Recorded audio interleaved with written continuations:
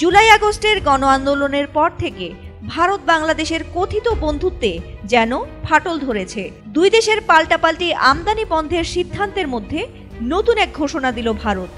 এবার নিজেদের ভূখণ্ডের উত্তর পূর্বাঞ্চল দিয়ে বেশ কিছু বাংলাদেশি ভোগ্যপণ্যের আমদানি বন্ধ রাখার ঘোষণা দিয়েছে দেশটি। নিষেধাজ্ঞা এসেছে বাংলাদেশের তৈরি পোশাক রপ্তানিতেও। নয়াদিল্লি বলছে, এখন থেকে শুধু কলকাতা ও জওহরলাল নেহেরু সমুদ্র বন্দর দিয়ে তৈরি পোশাক ভারতে ঢুকতে পারবে। অন্য সব বন্দর দিয়ে বাংলাদেশ থেকে পোশাক রপ্তানিতে নিষেধাজ্ঞা দেওয়া হয়েছে।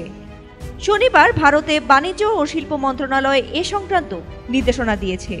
ভারতের নতুন এ সিদ্ধান্তে দুই দেশেরই বাণিজ্য সম্পর্ক ব্যাপকভাবে চাপে পড়বে বলে মনে করা হচ্ছে।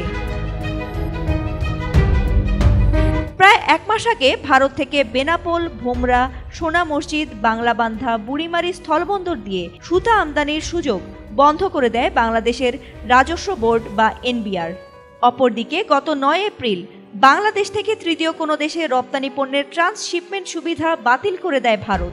এখন নতুন করে বেশ কিছু সীমান্তের বন্দর দিয়ে কিছু পণ্যের নাম তুলে ধরে সেগুলোর রপ্তানি বন্ধ করল ভারত। ভারতের উত্তর পূর্বাঞ্চলের 11টি স্থলবন্দর দিয়ে বাংলাদেশ ও ভারতের মধ্যে বাণিজ্য হয়। শনিবার দেশটির বাণিজ্য ও শিল্প মন্ত্রণালয়ের ডিরেক্টরেট জেনারেল থেকে পাঠানো নির্দেশনায় বলা হয়, ভারতের আসাম, মেঘালয়, মিজোরাম ও ত্রিপুরা স্থলবন্দর দিয়ে বেশ কিছু বাংলাদেশি ভোগ্যপণ্যের প্রবেশ বন্ধ হয়ে যাবে।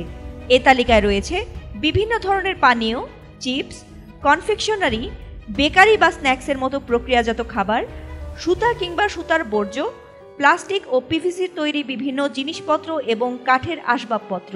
তবে বাংলাদেশ থেকে মাছ, এলপিজি, ভোজ্য তেল ও পাথর আমদানি অব্যাহত রেখেছে দেশটি। ফাতিমা সুলতানা, এটিএন বাংলা।